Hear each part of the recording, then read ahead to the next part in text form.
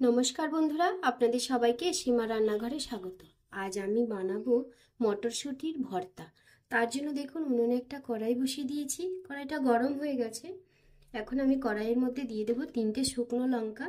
এই শুকনো লঙ্কা দুটোকে শুকনো খোলায় এইভাবে আমি ভেজে নেব নেড়েচেড়ে। আর গ্যাসের ফ্লেমটা কিন্তু একদম কমিয়ে দিতে হবে, তাতে করে লঙ্কাগুলো খুব সুন্দরভাবে ভাজা হবে। তো আপনারা আমার এই ভিডিওটা দেখতে থাকুন, স্কিপ করে যাবেন না, সম্পূর্ণ ভিডিওটা দেখুন। তবে বুঝতে পারবেন আমি এই রেসিপিটা কিভাবে বানাচ্ছি।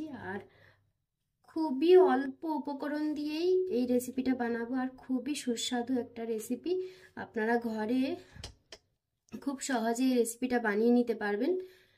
তো আমার এই রেসিপিটা আপনাদের কেমন লাগলো সেটা কমেন্ট করে জানাবেন। যদি ভালো লাগে তাহলে একটা লাইক করবেন, শেয়ার করবেন। যারা আমার চ্যানেলটা নতুন দেখছেন তারা অবশ্যই একটা সাবস্ক্রাইব করবেন। পাশে বেল আইকনটি ক্লিক করবেন, যাতে করে প্রতিদিন যে আমি ভিডিওগুলো ছাড়ছি সেই ভিডিওগুলো সবার প্রথমে আপনাদের কাছে পৌঁছে যায়। দেখুন লঙ্কাগুলো কিন্তু খুব সুন্দর করে ভেজে নিয়েছি আমি। তো লঙ্কাগুলোকে এখন তুলে দিচ্ছি।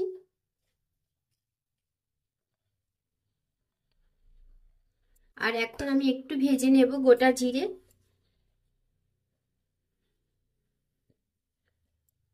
তো এখানে আমি হাফ চামচ পরিমাণ গোটা জিরে নিয়েছি। গোটা জিরেটাকে গ্যাসের ফ্লেমটা কমিয়ে দিয়ে আমি নেড়ে চিড়ে এইভাবে ভেজে নেব। তবে খেয়াল রাখতে হবে যেন জিরেটা খুব বেশি ভাজা না হয়ে যায়, কালো হয়ে গেলে কিন্তু তেতো লাগবে জিরেটা।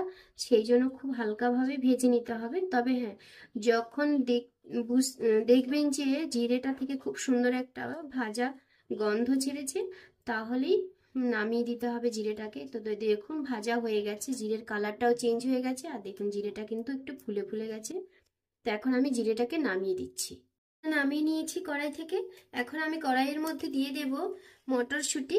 যেহেতু মটরশুঁটির ভর্তা, তার জন্য মটরশুঁটি তো লাগবেই। তো দেখুন মটরশুঁটিগুলো আমি খোসা ছাড়িয়ে ভালো করে জল দিয়ে ধুয়ে নিয়েছি। তো এখন আমি এই কড়াইতেই মটরশুঁটিগুলোকে ভেজে নেব।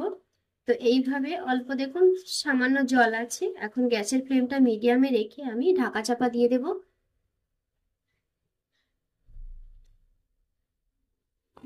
এই যে ঢাকা চাপা দিয়ে দিয়েছি 5 মিনিটের জন্য। আর গ্যাসের ফ্লেমটা একদম লোতে রেখেছি।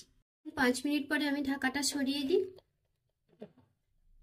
ঢাকাটা সরিয়ে দিয়ে কড়াইশুঁটিগুলোকে একটু নেড়ে দিচ্ছি। এইভাবে নেড়ে চেড়ে কিন্তু এখন ভাজতে হবে কড়াইশুঁটিগুলোকে। আর গ্যাসের ফ্লেমটা এখন লোতেই রাখতে হবে। তো দেখুন মটরশুঁটিগুলো আমি এইরকম করে ভেজে নিয়েছি নেড়ে চেড়ে। জল দিয়ে কিন্তু সেদ্ধ করা যাবে না, ভাজতে ভাজতে এরকম একটা পজিশনে আসবেই দেখুন। আর মটরগুলো কিন্তু খুব সুন্দরভাবে সেদ্ধ হয়ে গেছে। গ্যাসের ফ্লেমটা মিডিয়ামে রেখে ঢাকা চাপা দিয়ে দিয়ে দিয়ে দিয়ে এইভাবে নেড়ে চেড়ে কিন্তু এগুলোকে এইভাবে শুকনো কড়াইতে ভেজে নিতে হবে। তো এগুলো ভাজা হয়ে গেছে, সেদ্ধ হয়ে গেছে, তার মানে ভাজা হয়ে গেছে। এখন আমি এগুলোকে নামিয়ে দেব। এগুলোকে আমি নামিয়ে একটা মিক্সির জারের মধ্যে নিয়ে নিচ্ছি।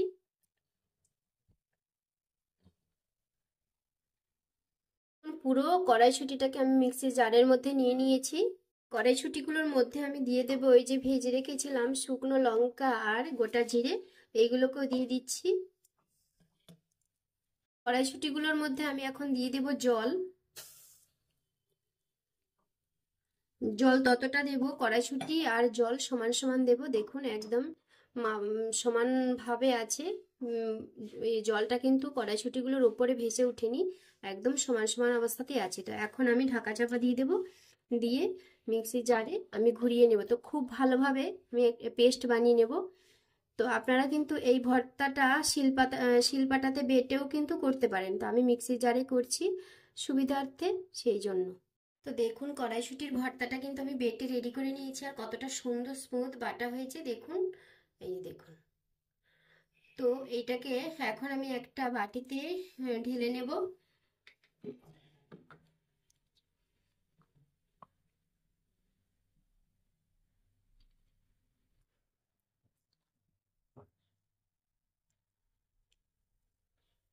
এখন কড়াইশুঁটির ভর্তাটা আমি সম্পূর্ণ বাটিতে নিয়ে নিয়েছি। এখন আমি দিয়ে দেব নুন। তবে নুনটা যখন আমি কড়াইশুঁটিটা বেটেছিলাম তখন দিলেও হতো, তো তখন আমার দেয়া হয়নি, তাই আমি এখন পরে দিয়ে দিচ্ছি। তো স্বাদ মতো নুনটা দিয়ে দিলাম, আর দিয়ে দেবো আমি সর্ষের তেল। তো এখানে আমি 2 চামচ পরিমাণ সর্ষের তেল দিয়েছি, দিয়ে ভালোভাবে তেল আর নুনটাকে ভর্তাটার সঙ্গে মিশিয়ে নিচ্ছি। তো এখানে আমি সম্পূর্ণ নিরামিষভাবে এই ভর্তাটা বানিয়েছি। আপনারা যদি রসুন পছন্দ করেন তাহলে ভর্তার সঙ্গে রসুনটাও দিতে পারেন। তো দেখুন সম্পূর্ণ রেডি হয়ে গেছে আমার ভর্তার রেসিপি। তো এই ভর্তাটা আমি গরম গরম ভাতের সঙ্গে পরিবেশন করব। তো আপনারাও কিন্তু গরম গরম ভাতের সঙ্গে খেতে পারেন। তো আমার এই রেসিপিটা আপনাদের কেমন লাগলো সেটা অবশ্যই কমেন্ট করে জানাবেন। তো সবাই ভালো থাকবেন, সুস্থ থাকবেন, সবাইকে টাটা।